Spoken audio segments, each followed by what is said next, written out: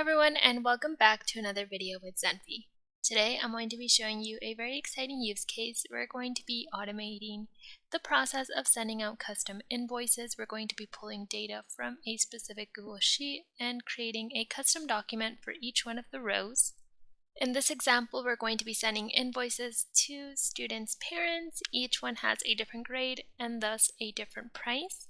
So we're going to start off with our trigger, which is how we're going to start our flow. We have chosen the timer trigger, that way it runs on the first of every month. You can choose a specific time just to ensure your invoices are sent out at the same time every single month. However, there's different triggers that you can choose from. So if you prefer, for example, choosing the HTTP webhook trigger, we can use this to be able to listen to your CRM system, for example. Or for example, if you wanted to listen to events in your ERP system, you can use that same trigger. If you prefer a form, we have different options that you can choose from. I have a couple of actions just to have the dates formatted in a way that I want them. So for example, for the invoice date, I want it populating in this format within my document. So I'm just selecting from the different formats. I want to create a folder for each month. So this is the format I'll be using. So all of these are essentially just ways to be able to track certain dates. This would be the due date, so on the 10th of every month would be the invoice due date, so I want to make sure I have that date as well. And then what we're going to do is look at our list of students. So here I have 2 students. You may have more than that. So what we're going to do is loop through each one of those students. We're going to go ahead and check their grade, and for that grade we want the specific pricing. So here we have the creation of our invoice folder. We're going to be creating everything within this generated invoices folder. That way we have a folder for all of the different invoices each month organized.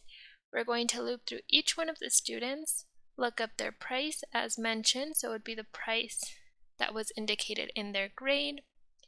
And then we're going to go ahead and create the invoice. Now Zenphi has this very handy action called create document from template, where you can simply select your template, which this is the one I'm using in this case.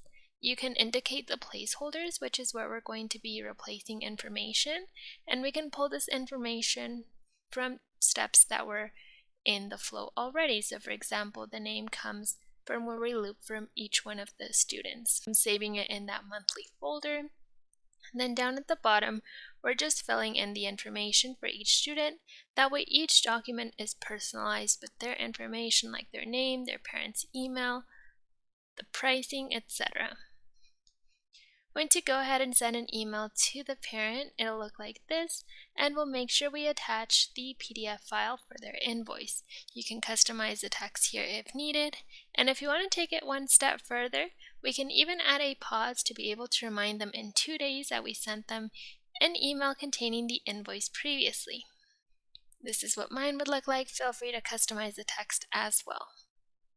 Let's go ahead and run an example.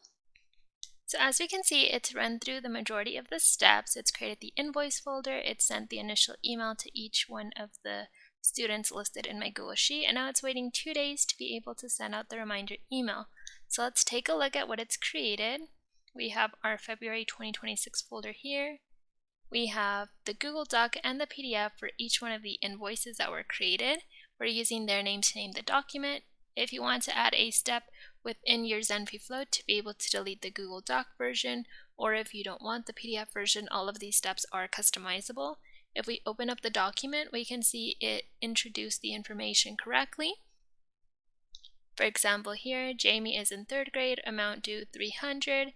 If we take a look at the pricing, that is correct. And now if we look at the other document, which is John Doe in 5th grade, total amount $500, which matches up correctly with the spreadsheet.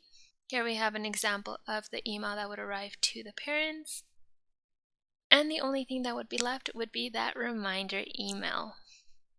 If you want to make any changes to your Zenphi flow, maybe instead of sending a reminder email, you prefer to send out a text, all of these things are doable within Zenphi, so feel free to leave any questions down below, and let us know if you need help with any of your automations.